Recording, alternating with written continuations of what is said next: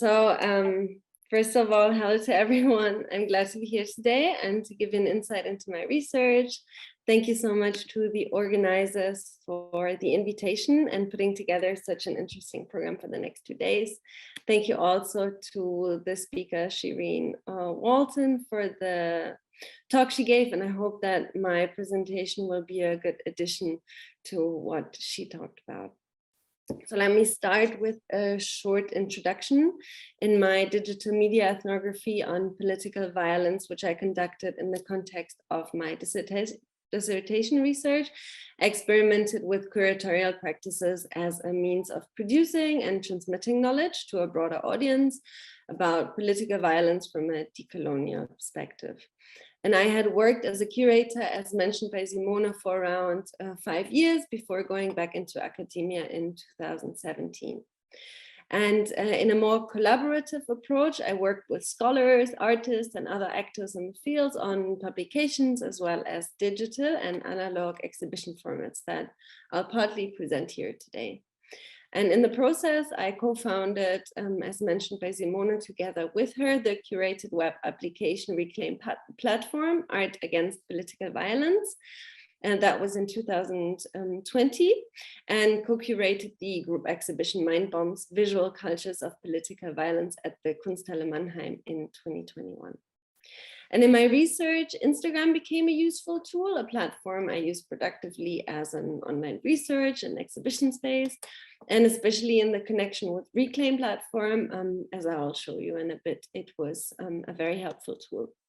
And in this talk, I'll attempt to reflect on how I conceptualize the digital exhibition format. I'll do a very kind of hands-on approach here, and which technologies I used and which problems occurred in the process. And finally, I'll give an overview of the takeaways I can share at this point of my research, and then we'll have time to discuss certain aspects, questions that arise, and I'm looking forward to the exchange with you all. Then you can go to the next slide, Simone. I'd like to start with a very short disambiguation of the central terms used in my research. What does curating mean in the context of my research? What is my understanding of artistic appropriations?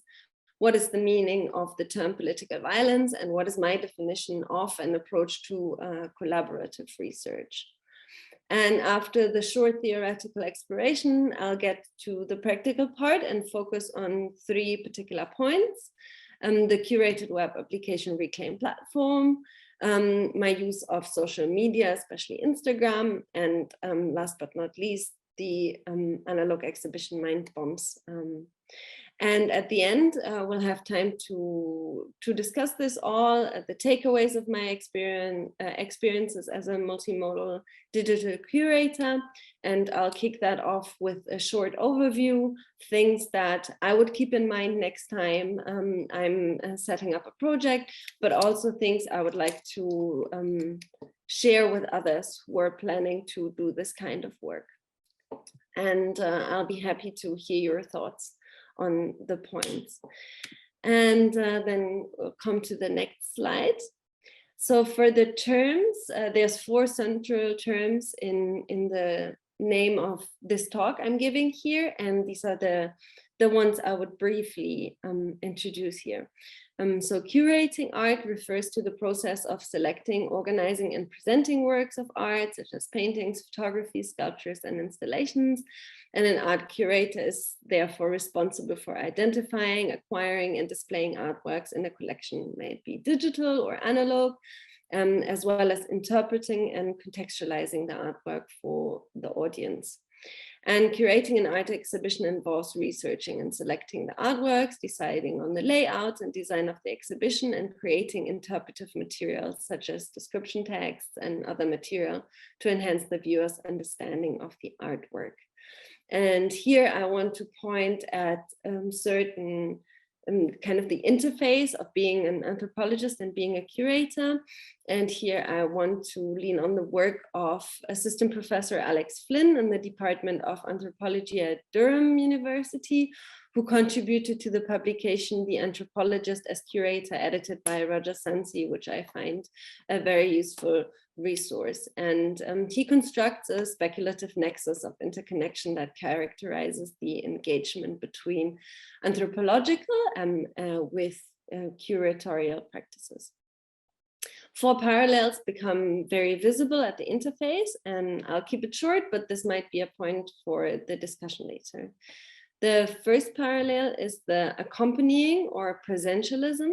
In both contexts, there might be multiple actors at the that the curator or anthropologist have a range of responsibility towards, which was also mentioned by Shireen Walters earlier.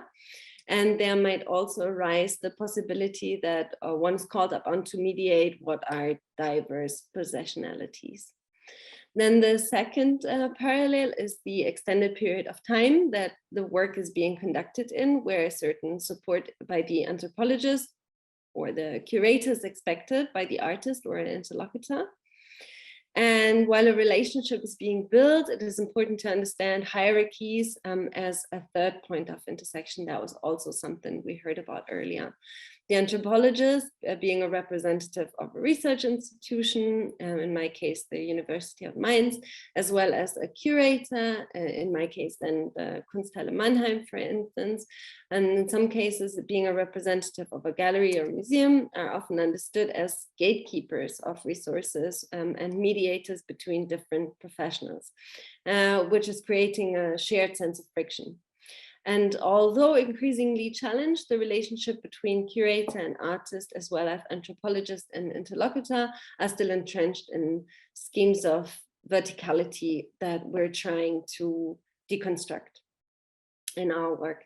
And the fourth and last parallel between anthropologists and curators that I want to mention are the expectation to synthesize, create discernible thread, articulate and mobilize a conceptual vocabulary, and thus compile a coherent line of thought for a wider audience.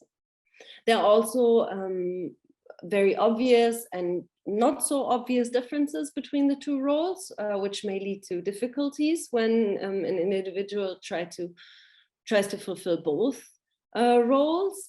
And maybe this is something also we can pick up again in the discussion later. Then coming to the next term, artistic appropriation, here refers to the practice of taking pre-existing elements such as visuals and sounds and reusing them in new works of art. And artists who engage in appropriation take elements from other sources and use them in ways often to comment on the original source or to create new meaning. And the terms artist, artistry, and artistic, as I use them, are not intended to be exclusive or elitist. I rather aim at including people of all ages and levels of technical accomplishment, meaning like amateurs, but also professional practitioners who make and partake of arts of all kinds in formal or in informal contexts. Still, in the projects that I will present here, I have focused on those who chose to work as professional artists. Then coming to the third term, political violence, one of my goals in the research is actually to show what is so specific about what is specifically political about the violence discussed. And it's very much a matter of perspective and power, whose actions are labeled as criminal and whose are labeled as political. The difference between political violence and criminal violence is neither in the nature of the causes nor in the intention of the agents or in the type of actions committed, but in the action's success at being recognized as legitimate violence through the simple fact that it has been committed. And I very much lean here on the professor of philosophy at Kyoto University, Paul Dumoschel. He wrote in a text titled Political Violence and Democracy about that particular aspect. And it does not mean that the political violence is understood as legitimate by a political institution or by the majority of the population or a specific number of supporters, but finds a constituency that declares it as legitimate, having a specific reasoning for it, and often also copying it. And what is interesting to me is the way certain forms of political violence are represented and perceived in the general social consciousness, and how exactly they are discussed, and while others seem neglected or even absent. And then the fourth and final term I want to discuss here is the collaborative aspect. It's a method of conducting research in which multiple individuals or groups work together to investigate a common topic or problem. And this approach often involves the sharing of resources, expertise, and ideas, and can lead to a more comprehensive and diverse understanding of the topic that is being studied. The central questions here for me were, what does collaboration and co-creation actually mean, and how can it be used in the context of my particular work? And how can we eliminate the distance and often hierarchy between researchers and their collaborators, as well as curators and artists, as mentioned earlier. And some of the artists I knew before the setup of the platform, others my former colleague and I chose specifically for it. So we approached them in the context for the first time. And consequently, there are varying degrees of collaboration and co-creation in my research. And with some of the artists, we continued regular conversation, exchanging our thoughts and work progress, which was very productive and became visible in our own work as well as in the artists' works. And we discussed terms to use the works such as artivism to see how useful they would be for us, for the artist or not, and looked for other opportunities to collaborate outside the platform itself. And to give an example of the most intense co-creation in the context between the artist and us, Khaled Al-Bey, who's a Sudanese political cartoonist I have worked with for a long time, and who has also been part of our work with Reclaim platform and the Mind Bombs exhibition. We have also worked on a topic that is not necessarily my research focus, but was very much his interest, a book that we published together with 30 other Sudanese artists that retell Sudanese history through artistic means. And then we can go to the next slide. And I'll start to give an idea of Reclaim platform, Art as Resistance Against Political Violence.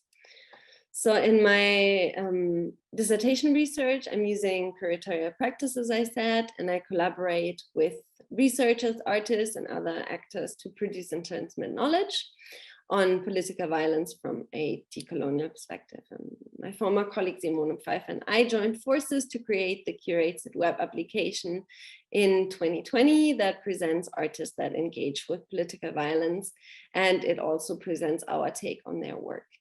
And we were involved at that time in a tandem digital ethnography at the Institute for Anthropology and African Studies at the Johannes Gutenberg Universität in Mainz.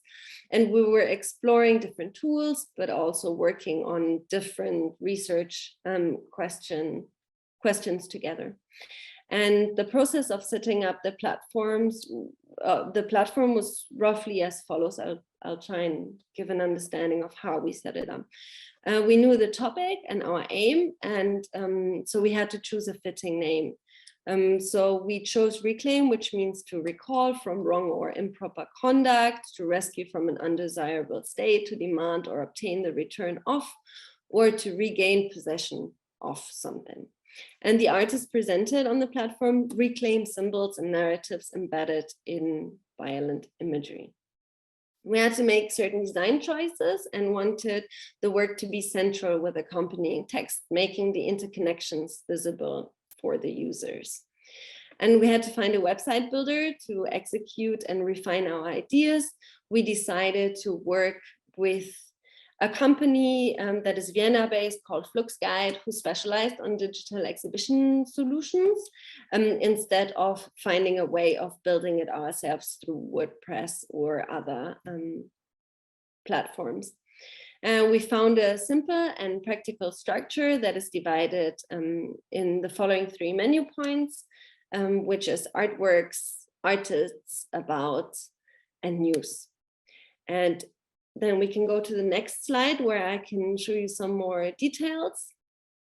On the left side, you can see how we started thinking about how the logo could look like, what colors we could include, what the color scheme would look like, that would not evoke a certain connotation, something that is very simple and would let the art and the text speak for themselves. And on the right side, you can see the menu, the structure we chose with the 3 divisions, as mentioned on one slide before. So on top you have artworks, then artists, and then the about news page. The artists presented on the platform reclaimed symbols and narratives embedded in violent imagery, as I said, and using the assigned categories on the left on the platform and additional text, we discuss our personal approach to and interest in the works. Users can view the artworks according to their personal interests and thus curate them independently by selecting the different categories in the navigation on the left, which will grow over the course of the platform's existence and make visible the relationship between the artworks we've chosen. And the artistic interventions displayed on the online platform decontextualize, rearrange, and give new meaning to violent media and context. In doing so, they comment on and criticize violent political movements and actions, and thus resisting the violence. And in the initial phase of the platform, artworks were selected to address the ongoing war in Iraq and Syria, the destruction of cultural heritage, the violent actions of prison guards at Guantanamo, and the complex issues and dynamics surrounding the so-called Islamic State. The launch event we had, that was also a digital launch, took place in February in 2020 as part of the exhibition Resist, the Art of Resistance at the Raudenstrauch-Jost Museum in Cologne, the Anthropological Museum in Cologne. And there we presented some of the works and selected artists to discuss their works and our personal approaches with us in a panel discussion. Then we can go to the next slide. Here you can see another example where the category violence was selected and the relating artworks appear in the overview, which is in the shape of a so-called Petersburger Hängung. So they're all closely put together and they shift according to the category you choose, and therefore always give you a different visual overview of the topics.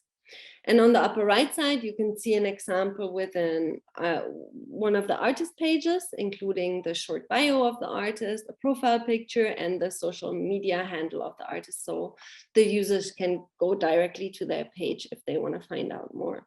And the artworks are listed above in a slider, and the users can scroll through. On the lower right side, you see the About and News page that gives a background info about the project. And the page is not completely static, but is updated to inform visitors on our ongoing activities through texts, and we can also use hyperlinks. And it gives users a better understanding of the terms we use and the choice of artists and artworks, but also offers them deeper insights into our scientific approach to and use of the works. Additionally, at the very bottom, you can see we embedded the Instagram channel, which is also called Reclaim Platform, that follows a similar aesthetic and structure as the website, as I'll show in a bit as well. Before I come to the Instagram, we'll go to the next slide. And here you can see an example of an artwork page. So you can see the slider on top with the different images. There can also be videos included that present the artwork. Below that is a quote by the artist, and below that text written by us. It was important for us to include the voices of the artists in this direct way. And you can also find a button that simplifies sharing the content on different social media platforms and by email by giving the user the URL. And then you can find the different categories that the artworks relates to. And on the very bottom, you can go back to the artist's profile to find out more. So far, the structure of the platform and a bit about the content. And then we'll go to the next slide, where you can see the Instagram page. Instagram became a very useful tool for my research with different profiles. I have my own professional page, which I've been using for a few years and have built a network. But here I want to focus on the profile that we set up additionally for a Reclaim platform. And we used it mainly for the following purposes. As described above, Instagram seemed to be the best choice from the different social media platforms that exist, since 90% of the artists we work with have active profiles there. And while the focus is set on the visuals, we can add sufficiently long texts in the caption. And the page introduces our work to an additional audience that is outside of academia and can also be in different contexts. And it offers us a second curatorial space, allowing us to do live streams or use other affordances of the platform.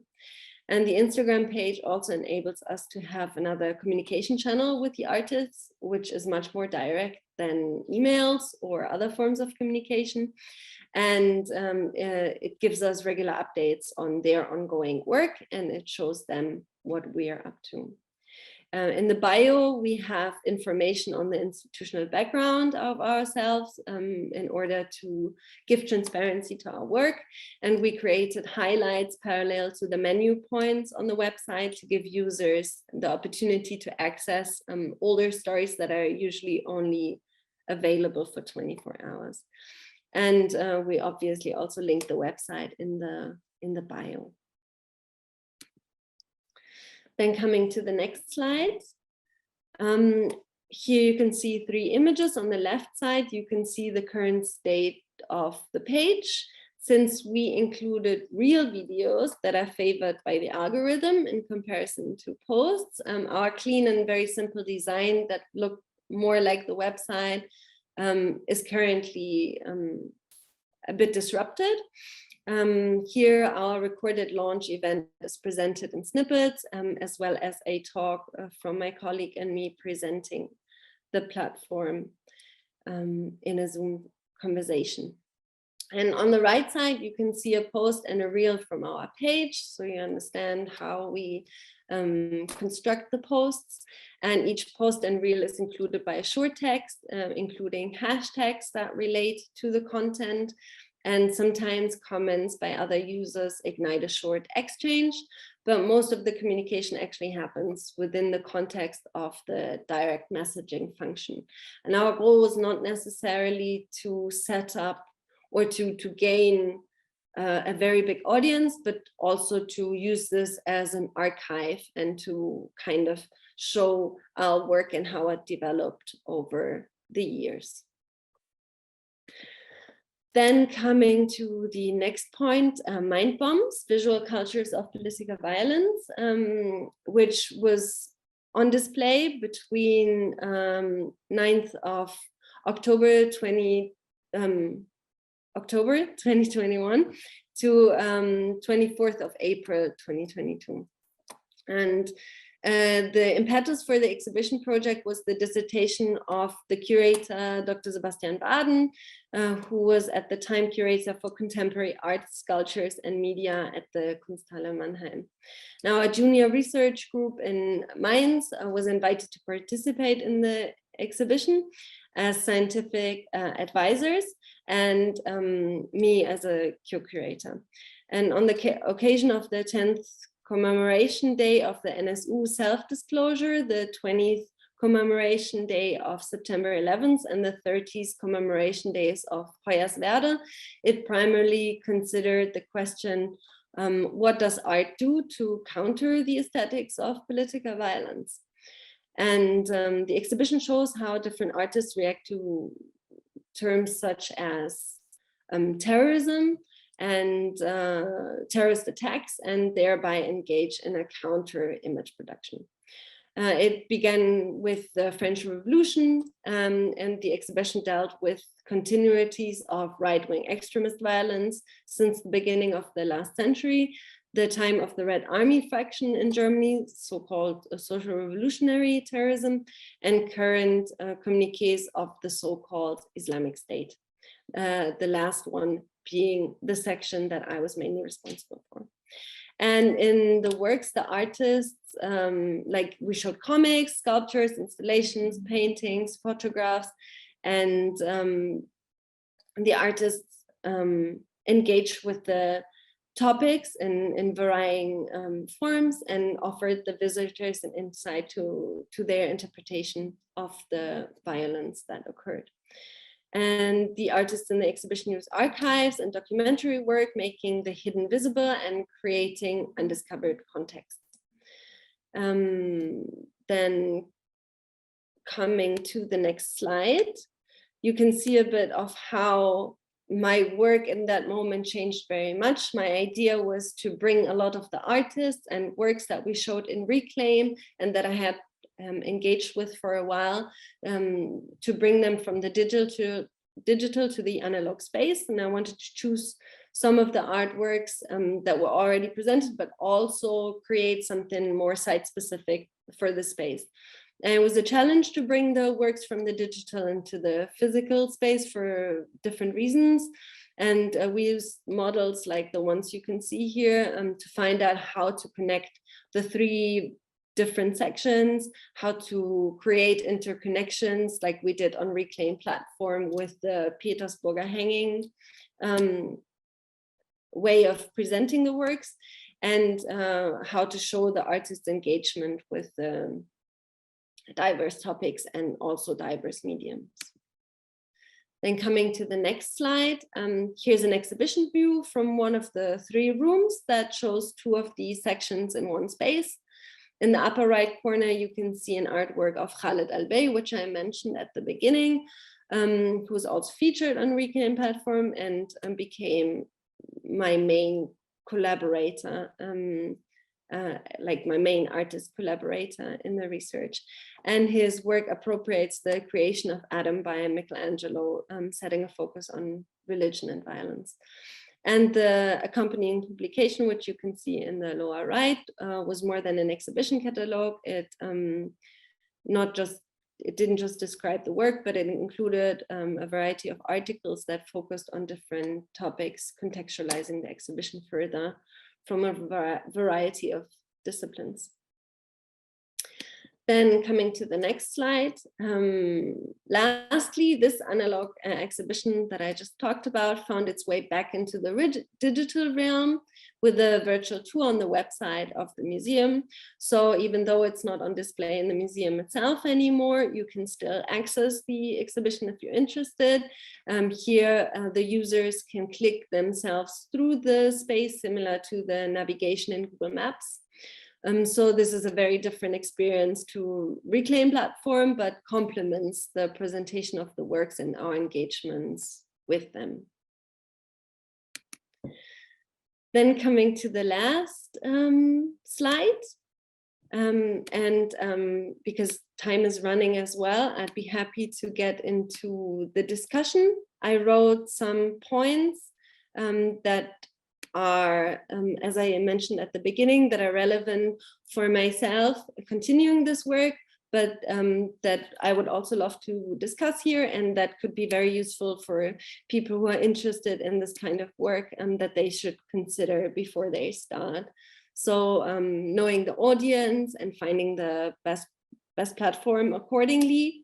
and knowing your own abilities and finding collaborators or professional assistants if necessary, like Simone and I did with working together with FluxGuide. Then using existing structures and platforms additionally, because there you already have an audience that you can reach, and it's harder to create something new where you have to direct the audience to come to.